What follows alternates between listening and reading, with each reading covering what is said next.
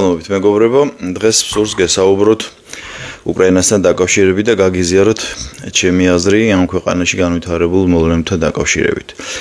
მე უკრაინასთან ჩემი პირადი სენტიმენტები მაქვს.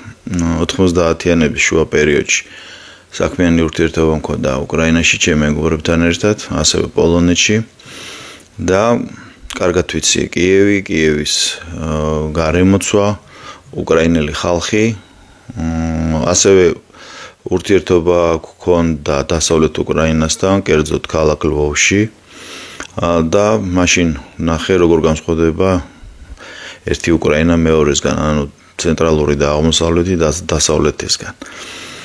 და სხვათა შორის ის ქალაქი ჟეშოვი, რომელიც პოლონეთის ტერიტორიაზე იყოფება, იმ ქალაქთანაც ჰქონდა ჩვენ გარკვეული შეხება და კარგად ვიცი სად მდებარეობს და რატომ აირჩია დასავლეთმა, კოლექტიურმა დასავლეთმა ეგრეთ წოდებულ ჰაბად. ზუსტად ჟეშოვიდან შედის უკრაინაში სამხედრო დახმარება, ასევე ჰუმანიტარული ალბათ და სხვა ტექნიკური აღჭურვილობა. ასევე მე მსახურობდი საბჭოთა კავშირის ჯარში, მქონდა ეს ბედნიერება და ჩემთან ერთად მსახურობდნენ უკრაინიდან ბიჭები. და მაშინ ვიგძენი, ეს ჯერ კიდევ როდი და ლაბას ვამბობ 86-87 წელია. მაშინ ვნახე როგორ განსხვავდება ორი უკრაინელი ერთმანეთისგან. ერთი იყო კიეველი, განათლებული კარგი ახალგაზრდა კაცი, ბუნებრივია სახელი და გვარიც მახსოვს მისი და მეორე იყო ლვოვის ოლქიდან, აი უკიდურეს დასავლეთიდან, რამის პოლონეთის საზღვართან. ის აბსოლუტურად სხვა ფსიქიკის და სხვა აზროვნების მოწყობის ადამიანი იყო, ანუ სხვა უკრაინელი იყო. ეს იმიტომ გითხარით, რომ მე ზედაპირულად და რაღაც წიგნებში წაკითხული ინფორმაციას არ გიზიარებთ, ეს ჩემი პირადი გამოცდილებაა. მე ვთვლი, რომ ზელენსკის მთავრობის ხელისუფლების პირადად მისი შეცდომა ის იყო, რომ არ შეიძლებოდა თანამედროვე უკრაინის იდეოლოგიური პლატფორმა ყოფილიყო ულტრანაციონალისტური, რამის ფაშისტური. არ შეიძლება 21 საუკუნეში შუაგულ ევროპაში შენ აფუძნებდე და ავითარებდე იდეოლოგიას ბენდერასი, პეტლიურას და შუხევიჩის. ამ იდეოლოგიურ ნარატივებს ალბათ თავისი მნიშვნელობა და დატვირთვა ჰქონდათ იმ შორეულ ეპოქაში, მაგრამ ამის ეხლა გატარება არამც და არამც არ შეიძლება. წარმოუდგენელია. და ალბათ გათვლაც ეს იყო, რომ რაღაც პერიოდში აი ამ იდეოლოგიაზე გაიზრდებოდა თაობები, შემდეგ ჩამოყალიბდებოდა რაღაც მონოლითური ერთიანი სახელმწიფო, ბუნებრივია დახმარებას მიიღებდნენ დასავლეთიდან, რომელმაც თვალი დახოჭა ამ ულტრანაციონალისტურ იდეოლოგიაზე და მთელი ფსონი დადეს აი ამ ხედვაზე, აი ამ ვექტორზე სახელმწიფოს განვითარებისა. და მათთვის საუბედუროთ, მაგრამ მე ვთვლი უკრაინელი ხალხისთვის სასიკეთოდ, ამ ვარიანტმა არ იმუშავა და ამ უბედურებას ზელენსკიმ კიდე დაამატა მეორე იდეოლოგიური მარცხი, ეს არის მართლმადიდებლობასთან ჭიდილი. ეს იმიტომ არ არის, რომ თვითონ ეთნიკურად ებრაელი, ეს არაფერ შუაში არ არის, ის ისეთივე ებრაელია, როგორც ქრისტიანი და როგორც ალბათ მაჰმადიანი. არა, უბრალოდ იდეოლოგიის განვითარებას მოყვება მიზეშედეგობრივი ციკლი და აი იმ პლატფორმას, რასაც ავითარებდა საკუთარი სახელმწიფოსთვის, იქ მართლმადიდებლობის ადგილი არ იყო. შემწყნარებლობა, ზრუნვა, მშვიდობის ყოფა და მსგავსი რამ ამ იდეოლოგიაში არ მოიაზრება, ამის ადგილი ამ იდეოლოგიაში ულტრანაციონალისტურ მოძრაობაში არ არსებობს. აი ეს ორი შეცდომა იყო ჩემი აზრით, რამაც უბრალოდ შეარყია უკრაინის ამჟამინდელი ხელისუფლება და მიიყვანა იქამდე რა მდგომარეობაში ისინი არიან. ეს იდეოლოგია არ დაწყებულა ზელენსკის დროს, ეს დაიწყო საბჭოთა კავშირის დაშლის შემდეგ დაშლის პერიოდში იყო პრეზიდენტი კრავჩუკი, ის კიდე საბჭოთა კავშირის ნომენკლატურას მეტნაკლებად შეესადაგებოდა და მისი მმართველობის პერიოდში არ იყო ეს ულტრანაციონალისტური გამონათქვამები, მაგრამ შემდეგ მოვიდა კუჩმა და კუჩმას დროს დაიწყო და განვითარდა. ერთადერთი ამ იდეოლოგიის ჩავარდნა იყო პრეზიდენტი იყო ესეთი იუშენკო, თუ კარგად გახსოვთ, მიხეილ სააკაშვილის მეგობარი, ბავშვიც მოანათლინეს ერთმანეთს და რაღაც ამდაგვარი. ეს იყო საკმაოდ ლოიალური, ცივილური ადამიანი იყო, რბილი ხასიათის და ნამდვილი ლიბერალი დემოკრატი იყო და აი მისი მმართველობის პერიოდში აი ეს მოძრაობა ცოტა მოიკოჭლებდა, ანუ მეორე პლანზე გადავიდა. სამაგიეროდ იმის მერე რაც მოხდა, მე 2014 წელი იყო მაიდანი და 2014 წლიდან აგორდა და უკრაინა მივიდა იქამდე, რა დღეშიც ახლა იმყოფება. ეს არის ჩემი სუბიექტური დასკვნა, რატომ მივიდა უკრაინა ამ მდგომარეობამდე. მე მახსოვს კუჩმას დროს რაღაც უცნაური ფრაზები ხვდებოდა, როცა ტელევიზორს უყურებდი და მამას ჰქონდა, მამა იყო მეორე მსოფლიო ომის მონაწილე, ჩვენთვის სამამულო ომის მონაწილე იყო და რაღაც ეროვნულ კუთვნილებასთან, ეროვნულ ხედვებთან დაკავშირებით ცოტა მეხამუშებოდა ხა ესე ვთქვათ, საბჭოთა კავშირის ტელევიზიიდან მოყოლებული, მე მახსოვს რა იყო ცენზურა, რა იყო დაუშვათ პროპაგანდა, ვიცოდი ეს ყველაფერი, მაგრამ აი უკვე დამოუკიდებლობის დროს აი ეს ნარატივი, რომ აი უკრაინა უპირველეს ყოვლისა უკრაინული იდეა და გასაგები იყო 15-ვე რესპუბლიკა ცდილობდა რომ დაემკვიდრებინა თავი როგორც შეეძლო. მაგრამ მე ჩემთვის ცოტა გაუგებარი იყო ეს უკრაინული ულტრა ნაციონალიზმი. დამახასიათებელი ფორმით, დამახასიათებელი ტანსაცმლით, ვარცხნილობით და პირველად რომ ნახე აღლუმი ჩირაღდნებით, როცა უამრავმა ხალხმა ჩაიარა, მე სტადიონზე იყო კოცონის ანთება და რაღაცა, აი ზუსტად მამას ვეკითხებოდი, რომ ეს ეხლა ხომ არ მომხდარა. თან მე ჩემი მაგალითს მოვუყევი, რომ ჯარში რო ვიყავი, რომ ორი უკრაინა რო ნახე, ანუ ორი უკრაინელის სახით და ზუსტად მაშინდელმა საუბარმა ბევრი რამ დამანახა და მაშინ მივხვდი მე, რას ნიშნავდა დასავლური უკრაინული ნაციონალისტური მოძრაობა. ნუ გავიდა წლები, შეიცვალა ვითარება, მოვიდა ზელენსკი, შეგახსენებთ ზელენსკი მოვიდა იმ ლოზუნგით, რომ უნდა შეწყვეტილიყო ომი, რუსებთან უნდა დალაგებულიყო ურთიერთობა ყველა შემთხვევაში, რომ ზოგადად დონბასის ოლქი არ უნდა გამختارიყო საჯილდაო ქვა და თვლიდა ზელენსკი, რომ იქ მოლაპარაკება შესაძლებელი იყო. და რაღაც ესეთი აუთვისებელი ველი არ იყო ეს აღმოსავლეთ უკრაინა. მაგრამ დროთა განმავლობაში თვალს და ხელშუა ეს ახალგაზრდა კაცი არაპოლიტიკოსი, მაგრამ ნუ დაუშვათ ვაპატიოთ ეს ყველაფერი, შემთხვევით მოხვედრილი ხელისუფლებაში მე ირკვევა, რომ თუმცა ესეც არ ყოფილა შემთხვევით, უცე გახდა ულტრანაციონალისტი. კუჩების გადარქმევა, იდეოლოგია, ლექსები და მოკლედ არანორმალურად არაადეკვატური ნაბიჯები.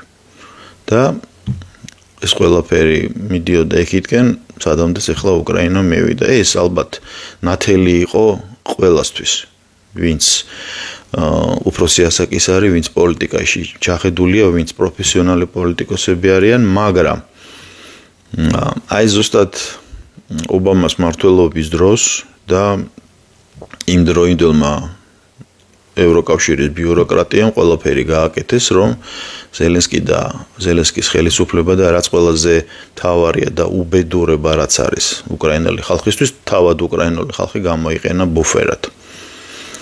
ფრონტის ხაზზე გაჭრეს უკრაინას. სამწუხაროდ კლავაც იღუპება ხალხი, კლავაც არის დიდი მსხვერპლი და ამას ჯერ შეთანხმების პირი არ უჩანს. ამაზე ოდნავ ქვემოთ გეტყვით. ერთადერთი რაც დარჩა უკრაინაში შეძახილი. მე ვთვლი რომ უკვე ყალბი შეძახილია. სლავა უკრაინე და მერე შემხედრი შეძახილი გეროემ სლავა. ესეც არის ხალხმა, საიდან მოდის ეს ლოზუნგი. მე გეტყვით რომ ეს არის მე-20 საუკუნის დასაწყისში წამოვიდა ეს ნაციონალისტური მოძრაობა და 17-21 წლებში დასავლეთ უკრაინის რესპუბლიკის იყო ლოზუნგი მათი ლიდერების. აი მე ჩამოთვალეთ თავში. ბანდერა, პეტლიურა, შუხევიჩი და კიდე ბევრნი იყვნენ. მე უბრალოდ ახლა ყველაზე ნათელ ფიგურებს, კაშკაშა ფიგურებს გეუბნებით მათ გვარებს. და თავიდან იყო მხოლოდ სლავა უკრაინე და ეს იყო მისალმება ლოზუნგი ესე ვთქვათ. და შემდეგ 39 წელს უკვე მეორე მსოფლიო ომი იწყებოდა. მოიხსენებათ ეს ბატონები უკვე საბჭოთა კავშირიდან ემიგრაციაში იყვნენ, იმიტომ რომ მათზე დევნა იყო და რომში ერთ-ერთ ნაციონალური შეკრების დროს მიიღეს ესეთი ლოზუნგის დამატება. სლავა უკრაინე, ვოჟდიუ სლავა. ანუ დიდება უკრაინას და დიდება ბელადს. და არ გეგონოთ რომ სტალინი იყო. ეს იყო ფაშისტური მისალმების ადეკვატური მისალმება, ანუ მარჯვენა ხელით გაშვერილი წინ მისალმება, ანუ რომაული სალუტი, იგივე რომაული მისალმება, რასაც იყენებდნენ ფაშისტები. და ვისაც გულისხმობდნენ, ალბათ ხვდებით ბელადად. ეს მოიაზრებოდა ალბათ ჰიტლერიც და ალბათ მუსოლინიც. იქ უბრალოდ დაკონკრეტებული არ იყო. აი ესეთი ძალა იყო და მეორე მსოფლიო ომის დროს მათი საქმენი საგმირონია მრავალ ტომს მოიცავს. ეს ჩემი ვიდეო ხა ამისთვის არ არის და მე არც ისტორიკოსობაზე მაქვს პრეტენზია. და ეს ალბათ ეს უკრაინის კონფლიქტი რო დასრულდება, მე სააშკაროზე გამოვა ბევრი რამე, თუ რატო იმართებოდა, როგორ იმართებოდა ეს ყველაფერი.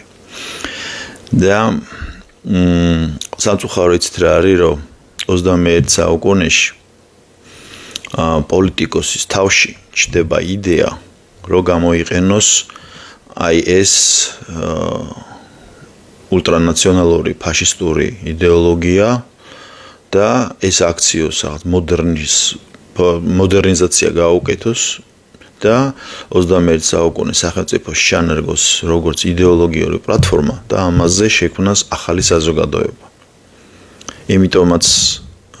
იმიტომაც გააუქმა მართლმადებლური ეკლესია. აქ ბევრს ჰქონდა ეჭვი, რომ RPC-სგან დამოუკიდებლობა უნდა და შეგახსენოთ, RPC არის რუსეთის რუსული აბრივიატურით გეოვნებით, რომ გასაგები იყოს. რუსული მართლმადიდებლური ეკლესია. იმიტომ რომ ითვლებოდა, რომ უკრაინის მართლმადიდებლური ეკლესია იყო რუსეთის მართლმადიდებლური ეკლესიის დანამატი. ეს ბუნებრივი არ იყო.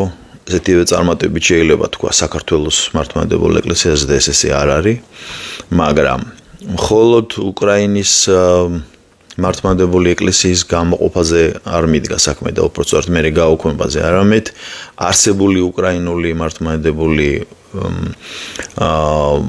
ეკლესია, რომელიც შემდგომ დაარსდა.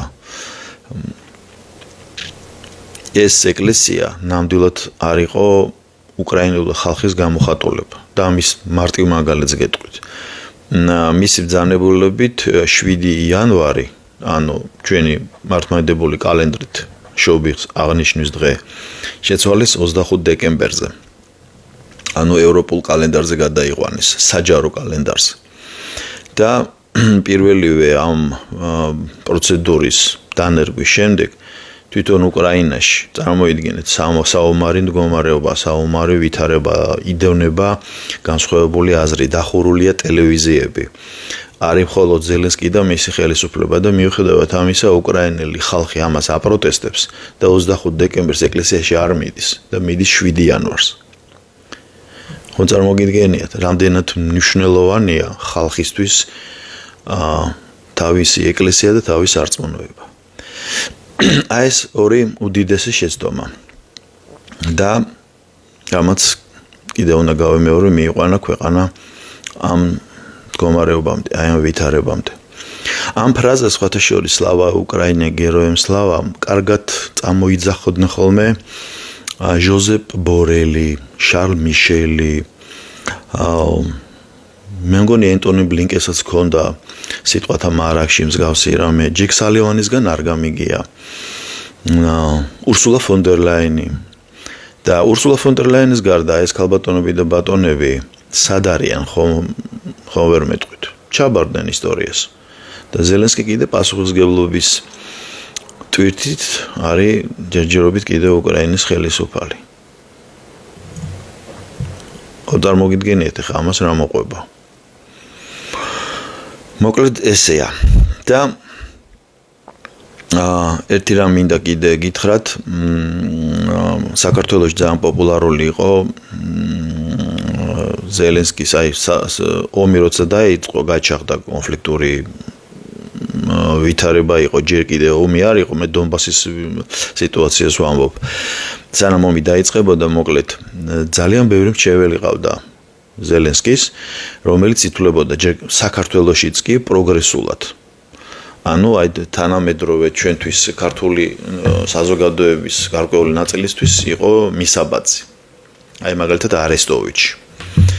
ითვლებოდა, რომ იგი იყო განათლებული, მას რაღაც კავშირები ჰქონდა საქართველოსთან, ის იდეოლოგიურ ჭრილში ამყარებდა ზელენსკის ამ პოლიტიკას და მე ამ ყველაფერს თვალს ვადევნებდი უკვე ამერიკიდან 2019 წლიდან. იყო ასეთი ბლოგერი მარკ ფეიგინი, ეხლაც არის ალბათ უბრალოდ აღარ უყურებ მას და იქ მთელი წლების განმავლობაში პროპაგანდა მიდიოდა. ომი რო დაიწყო, ომის შემდგომ პერიოდში მე არესტოვიჩი ჩამოშორდა ზელენსკი მოიშორა როგორც ამბობენ და ასე შემდეგ და ალბათ 1-6-8 თვის ამბავია, რომ უკვე იმდენად ყალბი იყო ეს ყველაფერი, რომ თვითონ ჯერ მარკ ფეიგინი რა ვთქვი და მარკ ფეიგინი რო არესტოვიჩს მოიხსენიებს უწმაწური ენით, ესეც დამახასიათებელია უკრაინული პოლიტიკური ბომონდისთვის. სხვათა შორის ამ ვიდეოს ამონარიდი მაქვს და ამ ჩემ ძირითად ვიდეოს მივაბავ, რომ წარმოდგენა გქონდეთ რა ხდება უკრაინაში და რა ხალხი იყო ზელენსკის გვერდში, ვინ უბნევდა და ურევდა მას twins. თუმცა დასავლეთმაც თავის როლი ითამაშა, უკრაინელებაც თავის როლი ითამაშეს, ბუნებრივია, მაგრამ ამით ზელენსკის პასუხისმგებლობა არ ნელდება. ის რასაც აკეთებს და როგორც იქცევა, ის უბრალოდ იმძიმებს თავის მომავალს. ეს გარდაუვალია, ეს ადვილად ვერ დაასრულებს თავის პოლიტიკურ კარიერას. რატო ახსენე მიუნხენის უშროების კონფერენცია? ველოდებოდი თუ ეს ამერიკული დესანტი რა სიტყვით წარდგებოდნენ ევროპელების წინაშე და ნუ JD Vance-მა თქვა ის, რასაც მე მგონი თვითონ ამერიკელები არ ელოდნენ. ცივ შხაპში გაატარა მთელი ეს ევრობიუროკრატია და მეორე დღეს სიტყვები არ ქონდათ, არ იცოდნენ რა ეპასუხათ, მოკლედ თამამად შეიძლება ითქვას, რომ ევროკავშირს გადაუვარა. და არა მარტო JD Vance-მა, მთლიანად ამერიკულმა სახელმწიფო პოლიტიკამ. და იმის იმედი, რომ ზელენსკის გვერდზე დადგებოდნენ ევროპელები, კიტკელეგმა ამასაც საერთოდ ხაზი გადაუსვა, იმიტომ რომ ერთ-ერთი ჟურნალისტი ეკითხებოდა მას, შეეკითხა, რომ მიიღებდა თუ არა უკრაინა და ევროპა მოლაპარაკებებში მონაწილეობას და მან გასცა პასუხი, რომ უკრაინა კი ბუნებრივია, ევროპა ამ მოლაპარაკებებში მონაწილეობას არ მიიღებს. და დარჩა ზელენსკი აბსოლუტურად მარტო და მიუნხენის კონფერენციამ კიდე ისაჩვენა, რომ ადრე როცა ჩადიოდა მსგავს კონფერენციებში მიიღებდა მონაწილეობას სხვადასხვა შეხვედრებზე, მას ყოველთვის აძლევდნენ უფლებას, რომ უკრაინულ ენაზე ესაუბრა. და აი ამ ბოლო დროს, აი ამ ბოლო შეხვედრაზე მან ისე ხუმრობით მოითხოვა, რომ მაქო უფლება, რომ უკრაინულად ვისაუბრო, ალბათ ტექსტი ქონა დაწერილი, ბუნებრივია ხა. ტექსტი საჭირო რამეა, როცა დავუშვათ სპიჩი გინდა რომ ჩამოაყალიბო და სამწუხაროდ მოდერატორმა მისთვის სამწუხაროდ მოდერატორმა ყველას გასაკვირად უთხრა რომ არა, მხოლოდ ინგლისურად. და მე აჩვენა ზელენსკიმ თავის რეალური სახე. არაფრიზელ მდგომარეობაში ვითომ შარჟში გადაიტანა ეს ყველაფერი და არა და უკრაინაში ხალხი წყდება და როგორც ჩანს ამასთან ერთად უკვე დასავლეთ ევროპა ამზადებს შემცვლელს.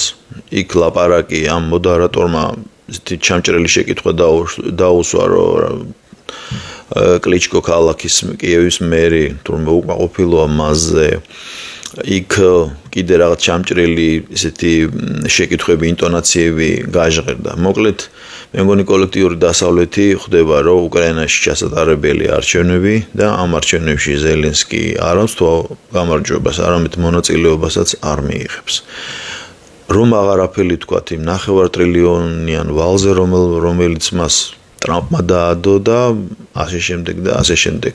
აუდიტი ჩატარდება და იქ გაფლანგვები ამოვარდება წარმოუდგენელი რაოდენობით და სამწუხაროდ ეს ლამაზი და დიდი დიადი ქვეყანა საქართველოს მიმართ ლოიალურად განწყობილი, მე არ დამავიწყდება თბილისის დინამოსა და კიევის დინამოს თამაშები ფეხბურთში, როცა ერთგვარი ზეიმი იყო, იმიტომ რომ ორივე ტექნიკური გუნდი იყო და აქვე გეტყვით ჩერნობილის ტრაგედია რომ მოხდა, მთელი კიევის დინამო თავის ოჯახებით საქართველოში იმყოფებოდა ბუნებრივი ჩვენების მოწვევით და მოკლედ ბევრი რამ კარგი გვაკავშირებს და არა მარტო მე ჩემი პირადი სენტიმენტების გითხარით, რა ალბათ ნახევარ საქართველოს ჩემ თაობას მაინც განსაკუთრებით. და სამწუხაროა ის რაც ახლა ხდება, ამას კარგი მომავალი არ მოყვება უკრაინისთვის. თორე ზელენსკის ვინჩივის ხალხი არის გაჭედილი, ალბათ ის 4-4 და ყირიმი უპირობოდ